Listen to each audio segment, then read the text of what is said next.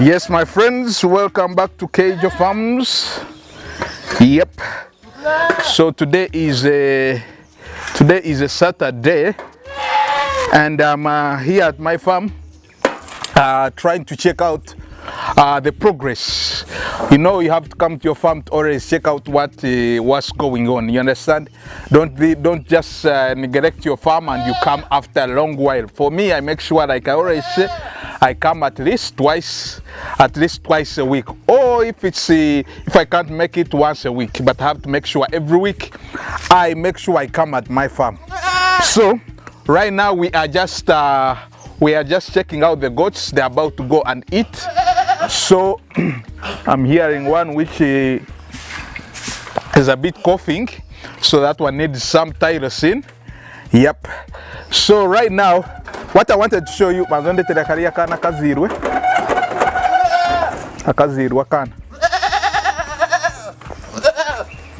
yeah, I wanted to show you our new kid on the block and also talk about other things. So I have to push away these goats from my camera because for them they don't understand the value of the camera. For them they just come and knock. So if you're recording, you have to be very careful because these goats, for them they don't care about your camera. Yep. So I wanted to show you our new kid. They are bringing our new kid here, our new kid on the block. Our new kid on the block. This one is the one, our new kid on the block. Yep. You know, when we brought these goats, some came pregnant. There are some goats I brought before and they came pregnant. So as you can see, this one it looks like a Kalahari, but Kalahari red, but it's not. Yeah, we have some mothers here who are brown. So this is the new kid on the block. We welcome it. Don't say I don't welcome local goats. No, I still welcome them on my goat farm. But the next batch, of course, you know, it will be having the new savannas, the new savannah breed. But these ones that we are having, which are Morocco Movendes, these ones either they came when they are pregnant. The new goats that we brought here came when they are pregnant. That's why we are receiving these new kids on the block. So it's heavy. I like its weight. Yeah, my friend, welcome to the flock. Very nice. So it's nice to have kids and also maintain them. Now the job is maintaining this one, but because of our expertise and experience, it won't be hard to maintain such. All right. So another thing I wanted to show you are the drugs that are brought on the farm. Brian. I can't remember. I wanted to show you the drugs that are brought on my farm. I want to tell you the prices so that you can also know. You understand? We share knowledge. You find that sometimes they sell it cheaper at your place. If you're near me, if I'm near you, then you can tell me, this one is expensive, too expensive. This one is not expensive. So I wanted to share it with you. I wanted to share these things with you. So these are the drugs I've just bought. They were done on our goat farm, and we decided to bring new drugs on our farm. You are supposed to have these drugs, and for me I always bring in bulk, so that there are some which of course you do not have to keep for long before you use them. So the first one I see here, this is Livestock Diamond. This is I think isn't it half liter? Livestock Diamond half liter. This one was at Uganda shillings 23,000. This merga here is playing around my camera. So, so this one here, the River Pass, this one is 23,000 Ugandan shillings. Yeah, 23,000 Ugandan shillings. It is half liter. But I'm sure in town I can get it cheaper. But here I bought it from Wakiso Town. This is where I bought it, from one of the drug shops. So this one is going to be helping us to deworm our kids. Like I always say, we deworm our kids after 2 weeks. Every after 2 weeks we deworm our kids, which is very, very necessary, because these kids, they are not good at holding these worms. So you have to support them. You have to support them on these worms so that they do not kill them. So it's one of the things that you're supposed to do while you're managing your kids. You are supposed to be deworming them every after 2 months. Yeah, if you don't and you lose your kids, my friend, I've just given you free knowledge here. Yep. So the next one is, yep, the next one I brought is this one is tyrosine. This one is tyrosine, as you can see. This is tyrosine, and on my sheet here, tyrosine was it's 100 mils. This one is 100 mils. I bought it at 12,000 Ugandan shillings. Yep, 12,000 Ugandan shillings. So all these drugs can be different in different drug shops.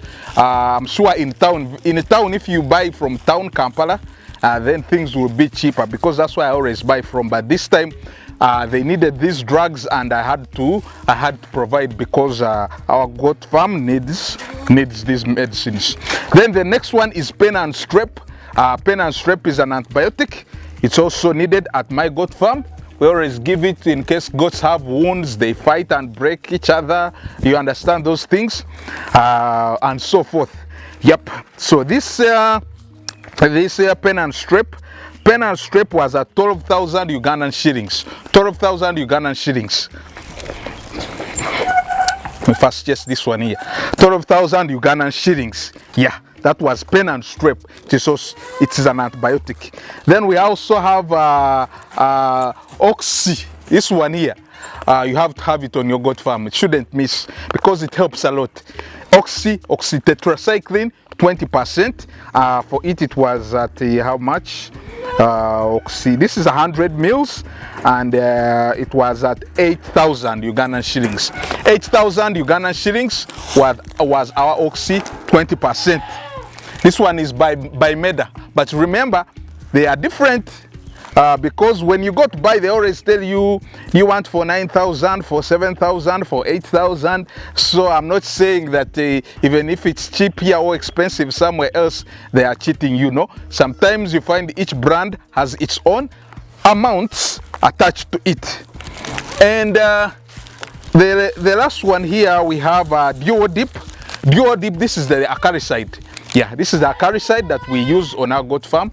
It was done, and this is the last one we are using for Duodip. After this, we are going to be changing. Why? I always say, and I always teach you, is avoid resistance of the acaricide. Pigs can grow resistant to acaricide. Like I always tell you, each human being, even each parasites, once attacked, even you, once you are attacked, first time it may be a surprise to you, but after some time you start learning the patterns of the person attacking you, and you find the ways of fighting back and becoming a resistant, or you create a resistance group. So also the ticks, when you use a acaricide for a long time, they will start knowing the patterns and the active ingredient in that acaricide, and they will start becoming resistant to it. So please be changing. If you want to know the different classes of acaricides, you can go to National Drug Authority. They also have a website. They classified for you these acaricides so that you do not use the same acaricide again. Remember, there is a different, each acaricide has an active molecule, so every class has an active molecule. So if you use one of the acaricide in one class, you should change another. When you're going to use another one, use another class. So now after this, we may go to like Norotraz or Sangatraz. We may go to other acaricides. So this one you have to change, preferably every after six months. Yep. So in total, all these things, they cost me 100,000 Ugandan shillings. Yeah, mtwalo kumi. So just know there are investments that people don't tell you when you're going to start a farm. Buying drugs is one of the expenditures on your goat farm. So they are very required, and the drugs I've bought, these ones, you should have them on your farm, because these ones are repetitious. Is it repetitious? Yeah, you can use them again and again. But if you do not know how to use them, please, I'd advise you to use your vet. Yes, people have vets. We also have a vet here who helps us. Yep. If you do not know how to use the meals to give, please inquire from your professional vet, trusted vet. Yep. So that's what I wanted to show you. I wanted to show you the expenditure on our goat farm, or if you are going to start your goat farm, the expenditures that one of the expenditures that you should expect on your farm. Yep. And also it's one of the management things that you should have on your farm. So now I think we'll be taking our goats to go and have something to eat, because as you can see, their stomachs, they are somehow empty, and some have received some tyrosine. You know, tyrosine is painful. Yeah, so they have been making noise. So right now we are going to give them what to eat so that they can get some energy. So that's what I wanted to discuss with you, the prices, and also revamping your drugs. Yeah, and also showing you our new kid on the block, and the progress of the farm. Other videos will keep on coming, and I'll keep on posting. So, and lastly, what I wanted to say is thank you for all those people who have followed us on TikTok. Right now we have 10,000 plus people. Wow. First of all, of course, you have to thank God himself. He's the one who has made us, who has given us this grace for us to attain these numbers. And we also thank you who's watching, who has clicked on the button, and we'll thank you for following us. It shows you that everything is possible. Everything is possible and needs time. When I was starting, we had like 5 subscribers, but in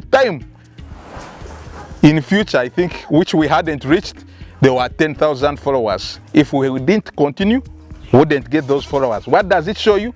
That you're already successful, you already have 1 million followers, but to get them, there is time, persistence, consistency, hard work, prayer, and so forth. Thanks for watching. Let me stop speaking a lot. All right, we remain Kayjo Farms.